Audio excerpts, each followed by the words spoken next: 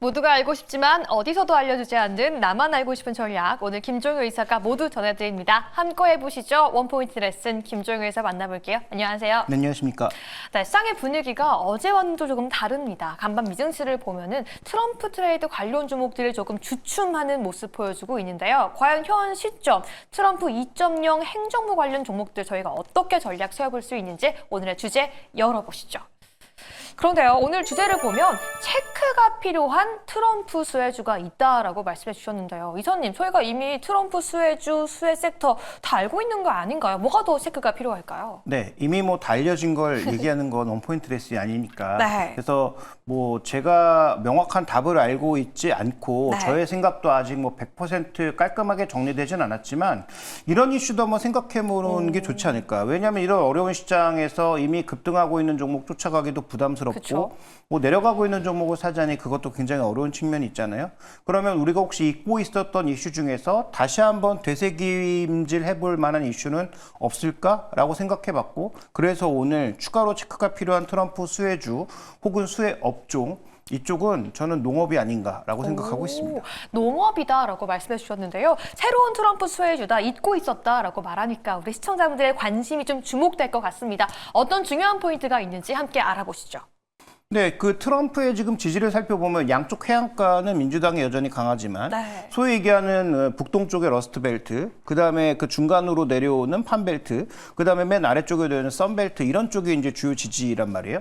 근데 러스트벨트하고 썬벨트는 여러 가지 뭐 대책들, 뭐 기업을 뭐 향한 대책이라든지 경기 부양책 이런 것들을 통해서 일정 부분 끌어낼 수 있는데, 이 중간 중부에 몰려 있는, 중남부에 몰려 있는 이 판벨트를 어떻게 관리할 것인가가 저는 중요하다고 보거든요. 그러면 우리가 기억을 되돌려 봤을 때 2019년도, 20년도에 트럼프가 마지막 임기를 보내고 있었을 때 네. 달성하지 못하고 간 게 뭐가 있을까를 생각해 보면 중국의 5천만 달러 이상의 농산물 수입을 밀고 있다가 그게 이제 트럼프가 낙마되면서 흐지부지 된 상황이란 그렇죠. 말이죠. 그러면 아마 되자마자 이 부분을 다시 제기할 수 있어요. 그래서 그 판벨트와 관련된 얘기를 한번 따져볼 필요가 있겠고, 그러면 농산물이 오를까, 농업 관련주가 오를까도 굉장히 궁금하잖아요. 네. 그래서 과거 사례와 더불어서 한번 살펴보면서 뭐 투자 아이디어를 얻어보는 시간 정도로 보시면 좋을 것 같습니다. 네, 이미 많이 오른 종목 말고요. 저희가 지금 현 구간에서 들어가서 수혜까지 얻을 수 있는 그런 종목들 알아보도록 하겠습니다. 트럼프 수혜 관련주, 오늘은 농업에 집중해 보도록 하시죠. 첫 번째 의문점 열어보겠습니다. 아니, 트럼프 행정부 2.0에 대한 좀 관세 이야기가 심상치 않습니다. 뭐 25% 관세를 이야기하고 있는데 멕시코 경제부 장관도 뿔이 났어요. 우리도 보복 관세를 하겠다. 그렇게 된다면 이 세계 최대 이 농업 생산군인 미국이 최대 미국의 모든 수출을 받고 있는 멕시코와 함께 좀 무역 전쟁이 생기지 않을까. 그에 따라서 미국의 농업 역시 타격받지 않을까라는 우려감까지 함께 들고 있어요. 네, 최근에 뭐 뉴스를 살펴보면 전반적인 시각은 모두 트럼프 당선인 2기에서 농민들이 피해를 볼 것이다라는 쪽에 포커스를 맞추고 있지만, 네. 저는 뭐 멕시코뿐만 아니라 중심은 중국, 그다음에 한국, 일본 쪽에 압박이 세질 거라고 보고 있는데요. 결국은 남는 농산물 사가라가 될 가능성이 높다라고 네. 보고 있는데, 아까 언급드렸던 것처럼 2020년도에 강력하게 추진하다가 5천만 불 이상의 농산물 사가라라고 했다가 그게 이제 드랍됐다라고 말씀드렸잖아요. 그래서 트럼프는 지금 되자마자 그거 하겠다라고 또 공언하고 있는 상황이거든요. 근데 최근에 뉴스를 보시면 미국의 언론도 트럼프 당선인을 좋아하는 사람들은 없기 때문에 전반적으로 모두 부정적 시각입니다. 그래서 실제로 트럼프 2기에서 무역 전쟁으로 인해서 어떤 영향들을 농부들이 받을 것인가에 대해서는 부정적이다라는 의견이 지배적이고요. 다음에 이제 기사 하나 더 보여주시면, 다음 기사에서도 마찬가지예요. 미주리 같이 이렇게 농업에 집중되어 있는 국가의 뉴스도 마찬가지고, 그 다음에 이제 농업신문 같은 쪽에서도 전반적인 관점은 트럼프 당선인으로 인해서 전체적으로 농업시장에서 전부 탄소도 늘고 산업도 위축되고 네. 비용도 증가할 거고, 특히 이주 정책과 결부돼 생각해보면 미국 농장에서 일하고 있는 저임금의 노동자들이 사라질 가능성, 이런 부분들까지 언급되면서 전반적으로 나쁜 얘기만 하고 있는데, 자, 이런 것들을 통해서 과연 나쁜 것만 있을까? 그럼 판벨트의 지지를 과연 트럼프 트럼프 당선인은 포기할 것인가? 저는 전혀 그렇지 않을 거라고 보고 있기 때문에 기존의 약속분을 사용하는, 그다음에 관세를 조정하는 하나의 레버리지로서 아마 농산물 수출을 이용할 가능성이 굉장히 높다라고 본다면 미국의 이제 농산물들 가격이 최근에 굉장히 안정돼 있는데 이런 가격들이 좀 들썩이지 않을까 고민해 봐야 될 것 같아요. 네, 맞습니다. 고민이 필요한 시점입니다. 미국 내에서의 우려를 그 외 국가로 조금 해소시키려는 움직임까지 나올 수 있는데요. 일단 두 번째 의문점 보면서 농산물 가격의 전망까지 알아보도록 하겠습니다. 방금 보여주신 마지막 기사에 따르면 다양한 원인과 요인들로 농산물 가격 자체가 먼저 오르지 않을까라는 우려감까지 생길 수 있을 것 같아요. 네, 일단 뭐 사람들, 특히 저임금 노동자들을 네. 다 내보내게 되면 당연히 비용이 오르니까, 그래서 이런 이민 정책과 맞물려서 농산물 가격이 올라갈 가능성은 충분히 우리가 생각해 볼 수 있는 상황이고요. 거기다가 또 최근에 무슨 얘기까지 나오고 있냐면 트럼프 2기 정부에서는 전체적으로 다 규제를 풀어주고 이런 정책을 쓰지 않을까라고 생각하고 그쵸. 있지만 의외로 이제 급식과 관련돼서는 굉장히 좀 친환경 쪽으로 가겠다라는 그런 정책이 또 나오고 있어서 이것도 우리가 좀 앞으로 살펴봐야 될 이슈 중에 하나예요. 근데 얘기는 좀 벗어나니까 이건 이제 준비된 그림으로 살펴보도록 하죠. 과연 농산물 가격이 오를까를 살펴볼 필요가 있겠는데, 자, 주요 농산물로 구성되어 있는 선물, 그 다음에 뭐 여러 가지 이제 인덱스들이 쭉 있는데 올해 들어서 일단 고개를 다 드는 모습들이에요. 아마도 트럼프 당선인이 2기 정부를 출범했을 때 뭔가의 리스크를 반영하면서 그 다음에 기후위기 같은 것들을 반영하면서 조금씩 반영되고 있는 게 아닌가 생각되는데요. 자, 이 DBA라고 하는 ETF가 어떤 자산으로 구성되어 있는지를 살펴보면 조금 재밌습니다. 다음에 이제 준비된 그림 보여주시면 네. 미국 채권하고 현금이 많아요. 아, 그런데 어떤 자산이 놓여 있는지 여기 잘 표현이 안 돼 있거든요. 그런데 여러 뭐 밀, 옥수수, 대두, 그다음에 뭐 설탕 이런 다양한 농산물 선물들을 나머지 자산으로 갖고 있고요. 한 절반 정도는 현금과 미국 채권으로 갖고 있는 ETF 펀드입니다. 네. 근데 이게 올해 시장 대비해서 수익률이 나쁘지 않아요. 그렇죠. 그런데 만약에 농산물이 더 올라간다면 이런 ETF에 투자하는 것도 하나의 방법이 될 수 있겠다. 왜냐하면 내가 어떤 곡물이 제일 잘 올라갈지를 안다면 그것만 딱 골라서 사는 게 최고의 전략이 될 수 있겠지만 그 위험 가능성도 굉장히 크잖아요. 또 선물이니까. 그렇게 본다면 이런 ETF를 이용해서 농산물 가격의 상승 방향에 한번 베팅해 보시는 것도 저는 충분히 의미가 있다라고 봐서 농산물 가격 상승할 가능성이 높고 비교적 안정적으로 투자하려면 이런 ETF로 이용하는 것도 한 가지 방법이다라는 점을 첫 번째 투자 아이디어로 말씀드리고 싶습니다.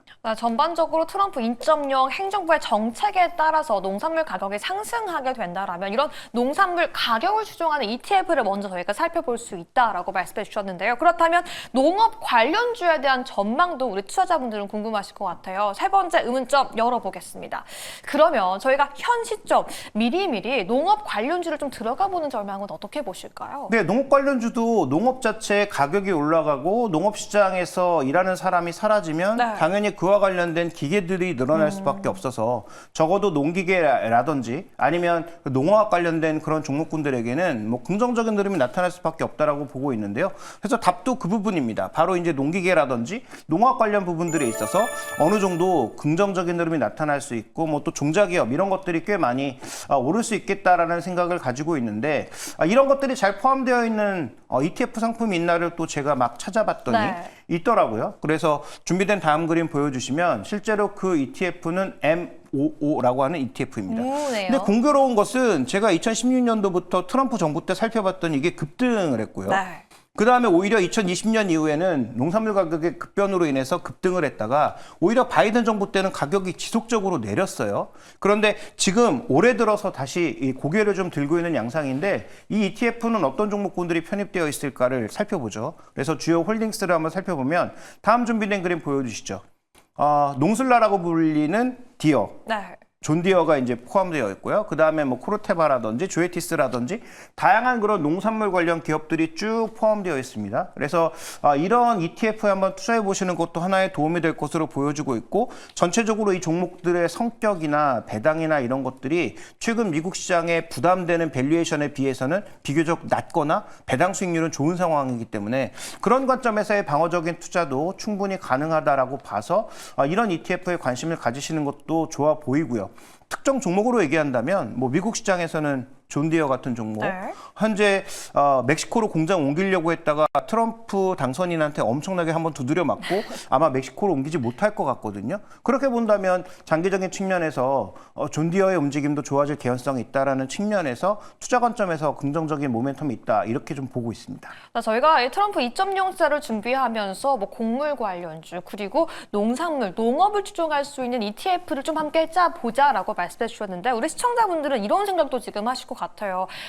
미국 시장 내에 상장되어 있는 ETF 관련 종목도 매력적이지만 이에 따라 또 수혜 볼 수 있는 국내 관련 종목들, 국내에도 농슬라라고 불리는 종목도 있거든요. 이런 종목들은 어떻게 보실까요? 네, 국내에서는 뭐 존디어에 비견할 수 있을 정도의 규모는 아니지만 네. 뭐 국내는 뭐 MS엠트론, 그다음에 TYM 뭐 두 개 회사 정도가 농기계를 뭐 양분하고 있거나 네. 아니면 다른 회사 대동까지 끼어들어서 한 3개 정도가 과점하고 있다라고 봐야 되는데 규모로 봤을 땐 그다음에 실제로 미국 공장을 갖고 있는 기업은 TYM이에요. 네. 그래서 아마도 연관해서 본다면 시총이 작아서 뭐 긍정적이다 뭐 이런 어떤 말씀을 드리긴 조금 그렇지만 TIM 같은 경우가 미국에 현재 공장도 존재하고 있고 실제로 그 농업과 관련된 자율주행은 어떻게 보면 더 자유롭잖아요. 그쵸. 그래서 지금 도로 위에서 차들이 승용차가 자율주행을 하는 데 있어서는 뭐 보험 문제라든지 여러 가지 부담이 있을 수 있지만 이런 농산물 같은 경우에 미국의 그 넓은 농장을 자율주행으로 돌아다니면서 뭔가 일하는 데 있어서는 좀 더 자유로울 수 있다라는 관점에서 보면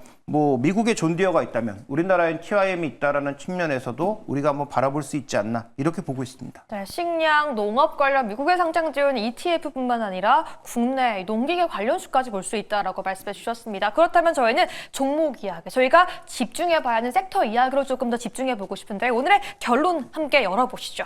네, 자 결론은 결국은 트럼프 2기에서는 농업도 봐야 된다. 네. 트럼프 2기 정부에서 농업과 관련된 여러 가지 대책이 실제로 무역 정책과 관련된 레버리지로 쓰일 가능성이 굉장히 높고 그 주요 대상국은 바로 중국, 그 다음에는 일본과 한국이 될 가능성이 높죠. 특히 우리나라 같은 경우는 정부에서 이미 밝히고 있잖아요.